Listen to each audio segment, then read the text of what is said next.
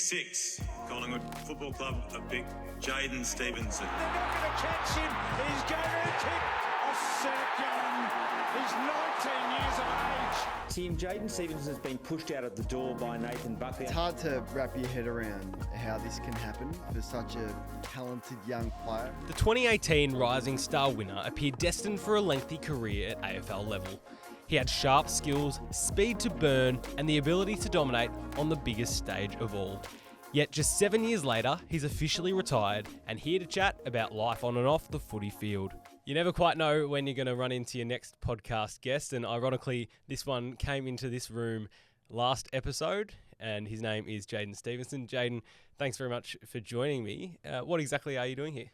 No worries, Ben. As you can see, I've actually just knocked off. I'm working here full-time at Holmes Glen. We're doing the air conditioning. So started my apprenticeship in January and was lucky enough to get a job with Air Repair. And I mean, they've got a few different contracts, but one of them's Holmes Glen. So we look after here, Moorabbin, Waverley, all the sorts.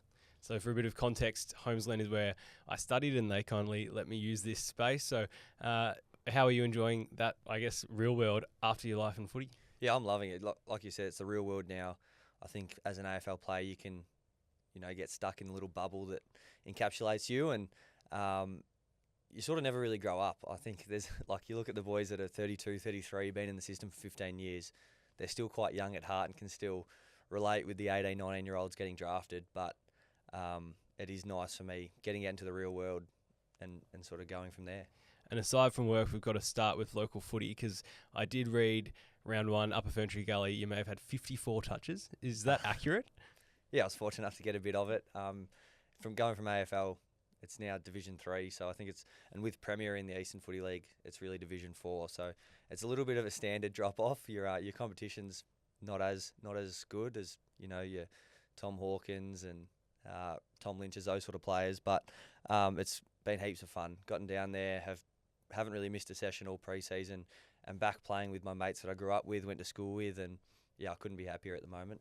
Off to an absolute fly. Did you just have it on a string? Is this ball falling in your hands? It's sort of just, you sort of just take it moment by moment sort of thing. But yeah, at the end of the game, I thought, geez, I did have a lot of it today. And all mates and I were speculating how many, and I said it might have been 50. So I was glad it was. Raise the bat. It's funny, you've got a huge story and we're going to unpack all of it, but I want to start with the fact that you played 122 AFL games. I would take that if I had have been able to play AFL. I think everyone sort of dreams of just playing, but you probably get looked at as though that's a failure. 122 is not what you should have achieved because you are still so young. How do you reflect on your 122?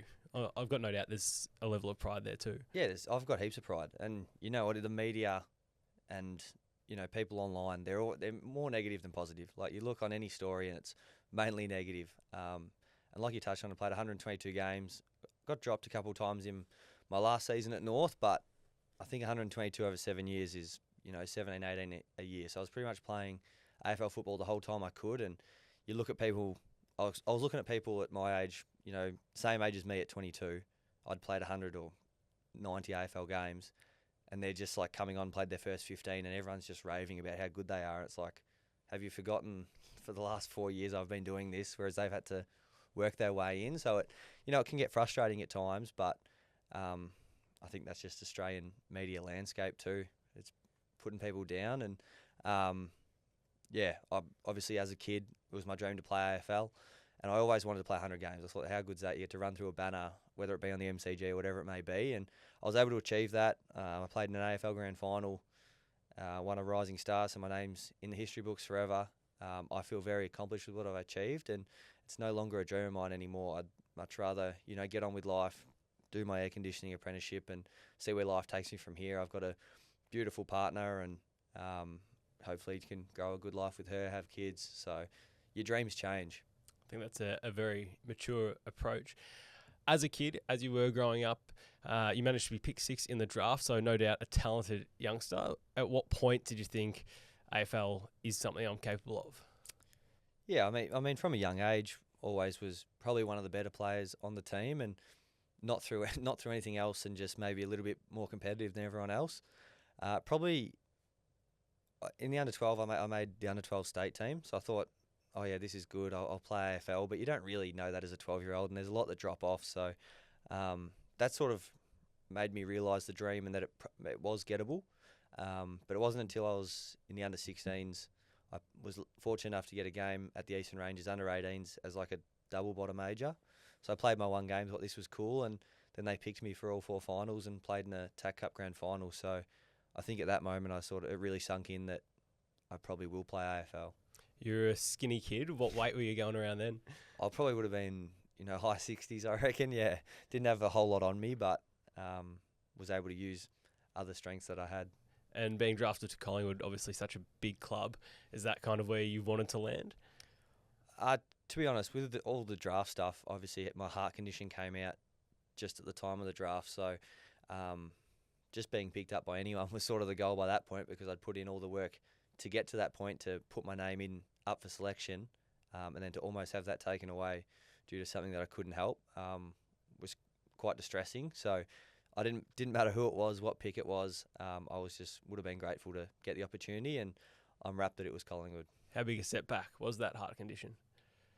Look, in terms of my life and all that, not really at all. I have to take medication every day, but life's no different for me. But had it taken away that dream, and like you touched on before, I retired early and might have been a failure to some people, whatever, but I was still able to get there and say, I did this, I know what it's like, I tried it, it's not for me.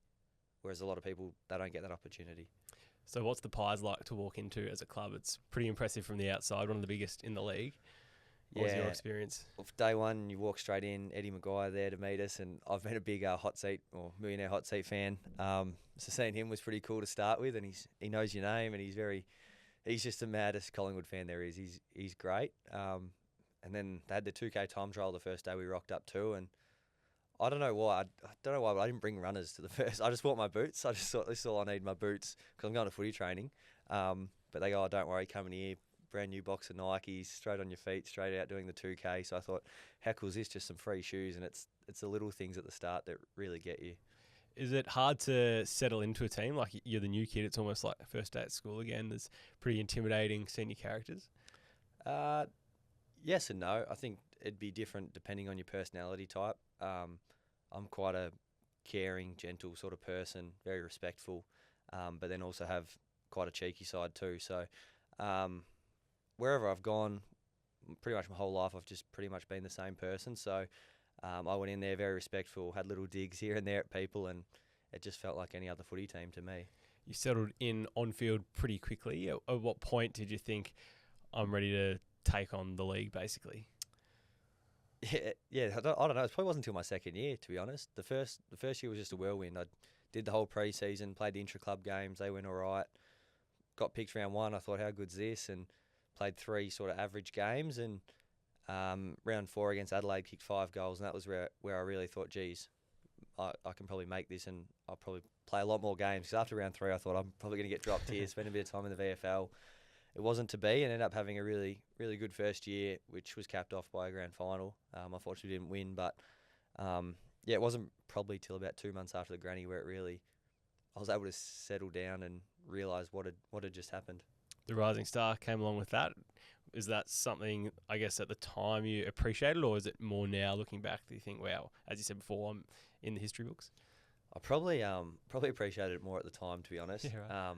It's a pretty important award for all first yearers in the competition. They want to be, recognised. Same as going pick 1, for instance. When you're playing and there's a select group that are all your age, you all can be judged against each other. To win the award is what most of them want. As I've gotten older, I've stopped really even paying attention to who wins it. So it was certainly more an in-the-moment thing. That was 2018, the year the Pies made the grand final. That experience must have been a whirlwind for a 19-year-old. Yeah, it was amazing. Just the whole final series. We beat Richmond. I think Richmond, they obviously won the 3 flags in 4 years. I reckon that was their strongest year, and we knocked them off in the prelim by 40-odd points. And I thought, wow, how good's this? We're going to a granny. Vibes were high, and probably my favourite moment of the whole week was the grand final parade. Like getting in the back of the utes, going all through the streets of Richmond. It was just incredible. By the end of it, had a sore face from smiling. My hand was sore from waving. It was just, the most unbelievable 30 minutes of my life probably. Wow. And you weren't overawed in the game? No, I actually started pretty well, and it's just another game 2 of goals footy, in really. the first 10? Yeah, 2 goals in the first 10, and then pretty much took my boots off after that. Didn't do anything else, but it's a funny one. I always look back and go, I'm obviously a 19-year-old in my first year, not really taking in everything, and it gets that last quarter, West Coast are coming back, and I'm sort of up forward going, geez, hope Scott does something soon, or I hope Sidey does something soon. Geordie might kick a goal, like just sort of waiting for someone else, like one of the superstars, to stand up and win us the game, and didn't end up coming to fruition. People look back at premierships as a way to sort of measure their career. Does losing that still hurt? Is it something that you think about often? No, I don't really think about it very often at all. I would have loved to win it, would have been great, but to have the opportunity to play in one, I know how lucky I am just to even have that opportunity. So, I don't really think about it a whole lot. I'm more looking forward to hopefully winning a premiership at Fentry Galley. Fair enough. Where were you standing when Dom Sheed lined up for goal? I can't remember exactly. I reckon I was probably around the centre of the ground. I would have been playing, full forward or sort of on the flank there. So I would have been around the middle of the ground. Didn't have a great angle of it, but straight off the boot, you just heard the crowd go wild, and the rest is history. What's it like playing in a losing grand final? Like, you walk off the ground and we don't see what happens again from there. The rooms, the post game, like, what's spoken about? Yeah, I think depending on how your year went, there's very different circumstances. I look back at that year. So I went pick 6 to Collingwood because they'd finished 13th the year before. So they had a pretty poor year. They had about 4 years where they'd missed finals, and then to finish, 3rd or 4th, whatever we did, that whole year, the only side we beat in the top 8 throughout the season was Melbourne. Like all the other 6 top teams, we lost to every time we played them. So, some people go into grand finals expecting to win, and we certainly went in expecting to win and thinking we could win, but when you look back on it now, you go, well, we didn't really beat anyone during the year. We'd been no good for 4 years before that. It's pretty good just to be there. And didn't quite bounce back the next year. I think 2019 and then 2020 was the hub year. Yeah. What was it like, I guess, the years after? Yeah, we made a prelim the next year. We lost to GWS by about 4 or 5 points in the prelim, so we weren't far off getting into another one, and the hub year, well, that was just a write-off. Not a good time at all. And to be fair, we still finished 8th, I think, and had to go over to West Coast for the first final. And a funny story with Bucks there, we didn't have a whole lot to do. I'd been in poor form. We hadn't really been going well as a team, and we were playing cards like we did every night. And Bucks comes and grabs me. This is about 2 days before, or a day before we fly to West Coast. Comes and goes to me, Steve, let's have a chat. And I was like, oh, I'm getting dropped here. I know I'm getting dropped. And he comes up to me and goes, Steve-O, if I don't pick you and we lose, I'm going to be pretty upset with myself. And if I pick you and we lose, well, at least I've had a crack and given it a go. So he played me, and we went over there to West Coast. They were 5th, obviously.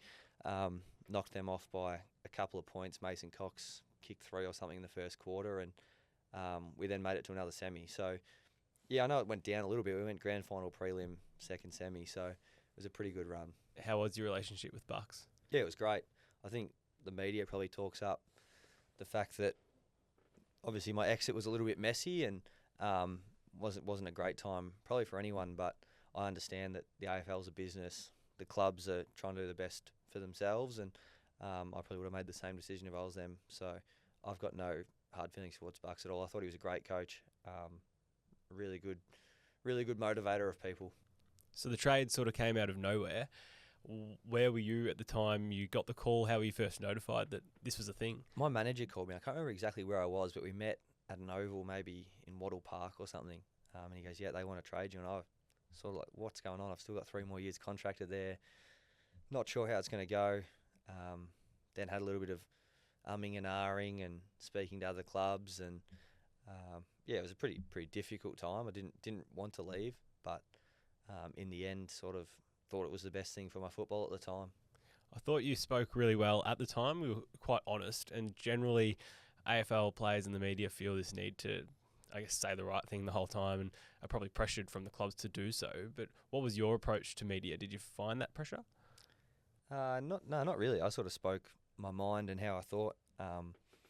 Nothing I say is ever malicious or meant in bad will sort of thing. I just speak on what I think, and I think authenticity is something we really need. Like the AFL, you listen to so many media, and like you said, they're boring. It's the same every time, and I think it actually is changing a little bit. These 18-year-old kids that are coming in, they're a bit more confident, willing to, throw some shade at some people, and they're out there doing backflips and celebrating goals like no tomorrow. I think it's only going to help the game. I think it had turned pretty boring there for a stage, so to have some personalities back in the game, like they did back in, your Dermot Burton's era, is fantastic for the AFL. Yeah, the TikTok era is going to sort of slowly take over. Yeah. During your time at the Pies, you had the trouble, obviously, with the betting scandal. How was that to deal with for you? Obviously embarrassing, I guess, is probably the word when it first comes out. Yeah. That's probably the worst part of my career, I suppose. It was so avoidable. But at the same time, my teammates were right behind me, obviously coming out and dobbing myself in. The club, I didn't feel any ill will. So there's a lot of times where you could do something like that and you're on the outer with the coaches, with the playing group, thinking you're an idiot. And, they may have thought I was an idiot behind closed doors. But to my face, they were always really good. And, I just worked hard for 10 weeks. And this goes back on my relationship with Bucks. Like, I was in my second year, didn't play the last 10 rounds of the year. And he then picked me for the first final to come back in for my first game of footy in, 2-3 months. So that showed the confidence he had in me. A famous moment whilst you're at the Pies was the torp from about 60 metres. At what point did you think, I'm going the barrel? Because we love seeing barrels in footy and we don't see a lot of them. It's kind of, I guess, considered hungry these days, but if it sails through, there's no problem with that. Yeah, that's the same thing with the personality I was chatting about. Like, you have a shot from 60 with a barrel, you're knowing that you probably hit, 2 out of 6 or 2 out of 5 sort of thing.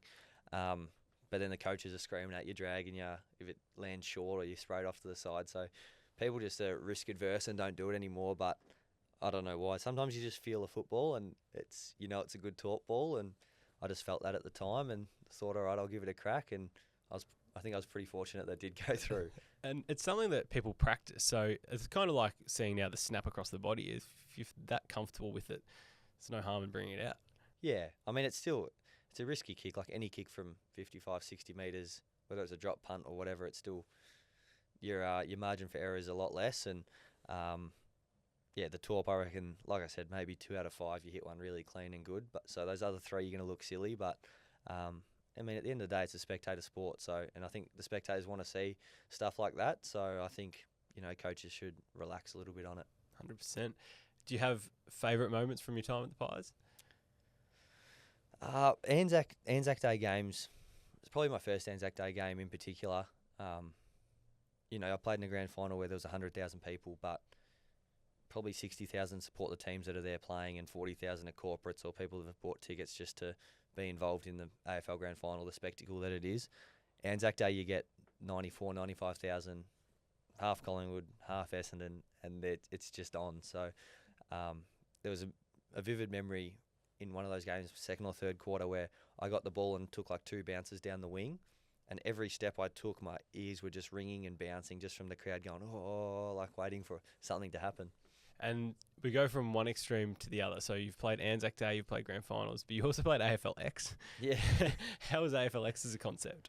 We did it the first year where it was the team, so we went over to Adelaide and played on the square field. That was my first sort of go at AFL, if you even want to call it that. That was before I'd played intra clubs and all that. So that was a great experience. I love that. The next year when there was teams and we played at Etihad, I don't even remember playing, but the night before was one of the best nights I've had in football. So teams of 14s, like Patrick Dangerfield was the captain of my team. I think Jack Rewalt was the captain of another, and they all had 14 picks sort of thing. So there was 56 of us AFL players, and each team got given $2,500 from the AFL to go have dinner at Nobu, at the Atlantic, the restaurants at Crown. So we went there. I think our bill ended up, we had food, wine, beer, like this is the night before. I think our bill came to $2,528. So we all had to chip in $2 for dinner, the 14 of us. And then Danger actually organised a private bar downstairs at Crown, and we went in there for hours. A really good story from in there, actually. Tom Hawkins was on my side, and I'm obviously a 19, 20-year-old at this time, and he'd already had an amazing career up until that point. But we were in a shout with about 10 of us buying drinks, and it was my second year in the system. I'd earned enough money. I was capable of paying for my own drinks, but Tom goes, mate, when you go up for your shout, come grab me and use my card. I'll pay for your shout. This is the first day I've met him. I go, no, it's all right. So I go up to the bar, order my 10, and sure enough, Tom comes up. Mate, what are you doing? I told you to use my card. I was like, oh, all right, sorry, did this. Another 10 drinks go round. It was my shout again. I thought I won't say anything. Like, I'm just going to go up there, order them, and not let Tom pay for this one. Because, it's a $200 shout.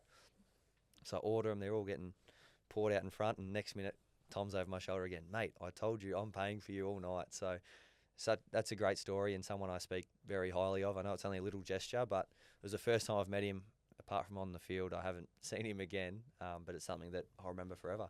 Did you enjoy connecting with other players from other teams? Yeah, I loved it. Yeah, always been quite a social person, and in that intimate environment, it's very easy to do so, and everyone's sort of on the same team. So I've always loved that side of it too. You walk into these big contracts and big money as a young player. How is it dealing with that when I guess you don't have experience in the real world and having these funds on hand? Yeah, it's challenging, I suppose.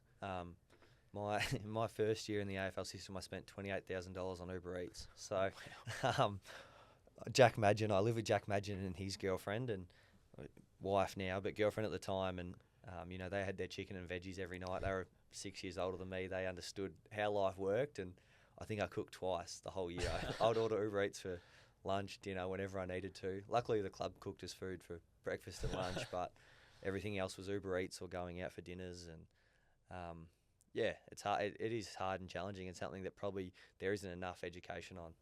Do you look back now and think, gee, I would like to have that time again, or is it just a lesson along the way? It's a lesson along the way, and I had a good time.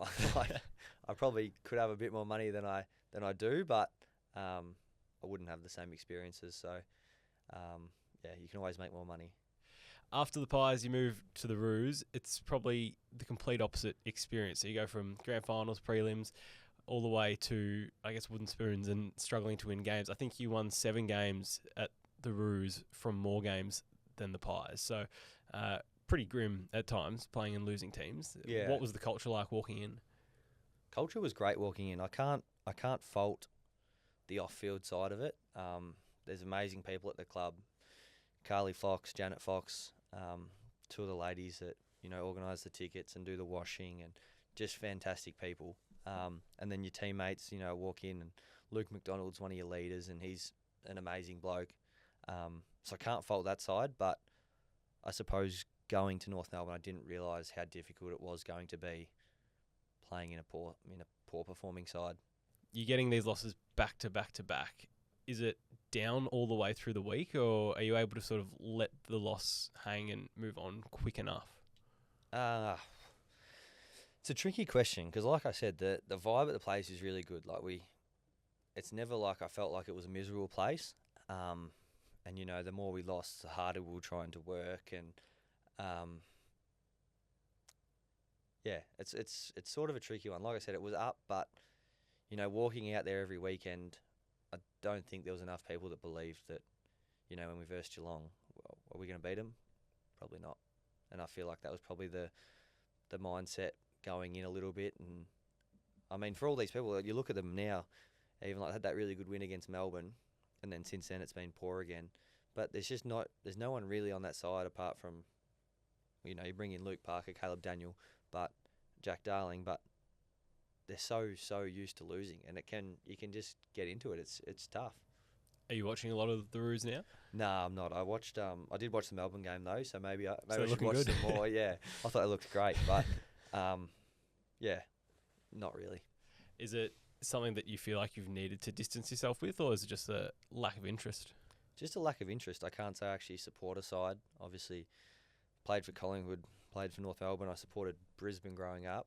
But I don't have that love and passion that some supporters do. I want Collingwood to win because I've got mates that still play there. I want North to win because I've still got mates that play there. But I'm not really. It's not like I'm not missing a game or making sure I'm not doing something when they're playing. I'll just sort of watch it socially. If not, I probably won't watch it at all. As a player in these losing sides, you've got the pressure of the fans. The fans obviously care so much, care as much as the players.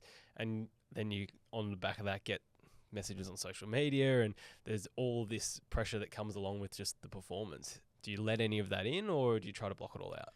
Yeah, like I tried to block it all out, and I think most AFL players do, but it's extremely challenging. Like, if you scroll past an article and your head's the main one, do you know how hard it is not to click on it? Like, every normal person would just click on it, and then you read one thing and you're like, it's not right, that's not right. And whether you're in denial or, like I said, people just want to talk you down. There's bad tall poppy syndrome in Australia.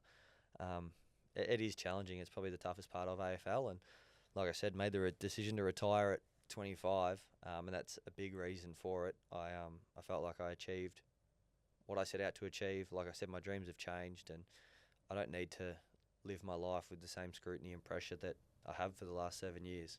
I've certainly been an air conditioning mechanic. It's not as stressful at all. I'm happy rocking up to work every day. Not as many DMs? Nah, not quite. Do players read them? Because people probably send them to players thinking, or not thinking a lot, but assuming they're not going to get a reply. But do you actually consume them? Sometimes. Like, it depends what headspace you're into. Like, sometimes you can play a stinker or something and you're ready to go. Like, you fire it up. So when I was angry, I'd read them and just go back at them half the time. Like, sent some things back that I probably regret, but I mean, if you can give it, you can take it. So like that. But then other games where you just wouldn't think about it. So you could go 4 or 5 weeks, not read a one, and then get stuck reading 20. So at what point did the pressure become something that you thought, I don't want anymore? Because you had a year left on your contract, and you decided to retire, which surprised most people.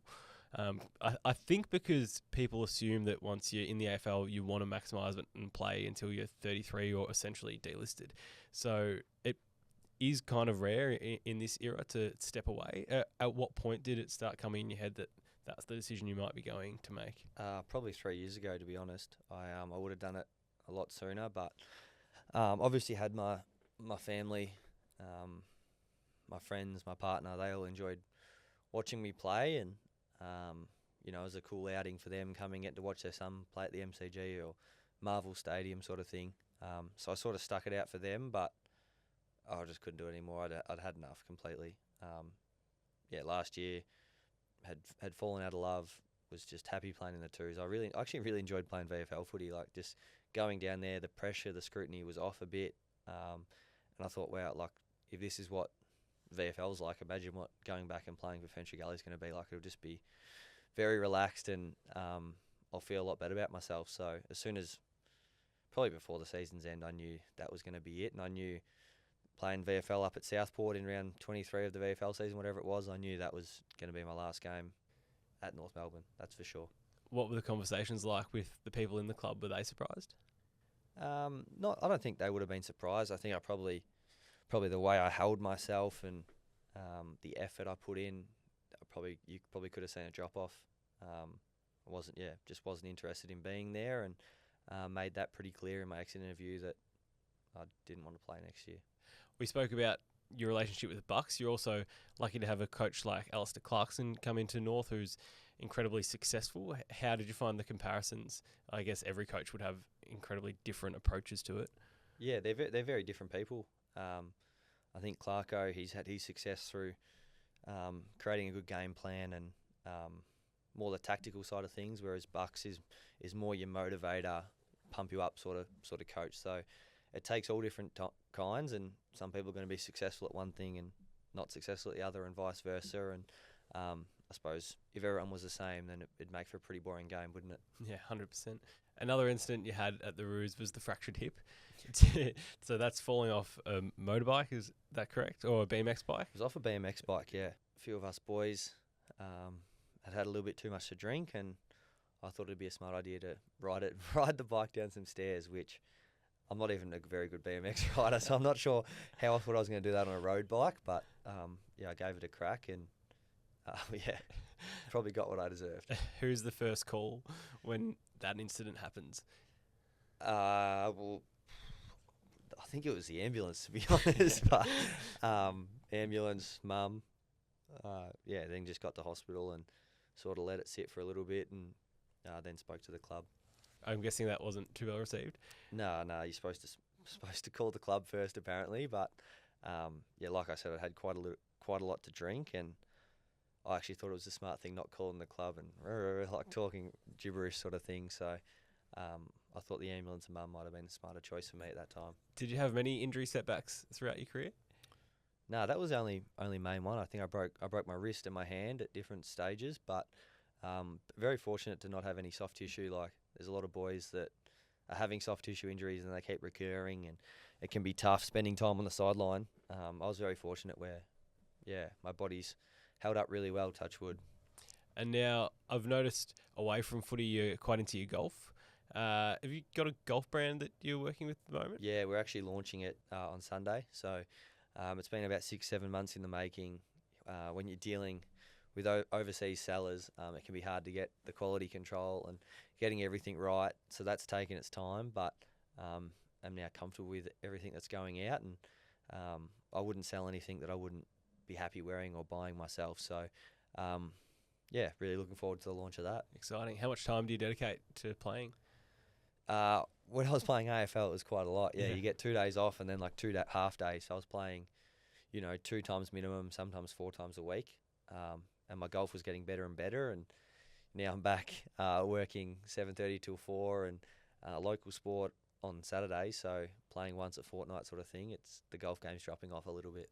Has that adjustment been hard? You obviously craved it, but has it been challenging? No, it's been, like I said, it's been a lot easier. Obviously, there's not as much time off, but a lot of my mates that I enjoy spending time with, they're now on the same schedule as me. Whereas, like, I'd be in off season and say, "Oh, boys, do you want to do this on a Wednesday night?" And they're like, "Oh, we got to work tomorrow." I was like, "Come on, just come with me." And because obviously you got mates at your footy club, but you don't want to spend the whole day with them, the whole week with them. So you want an outlet with your mates from school and back where you grew up. And it made it hard when we're on different time schedules, and they'd give me stick saying, "Oh, well, you've got the time off, we've got to work hard, da da da da." Whereas now there's no excuses. We're all on the same time schedule, and we can catch up in those times.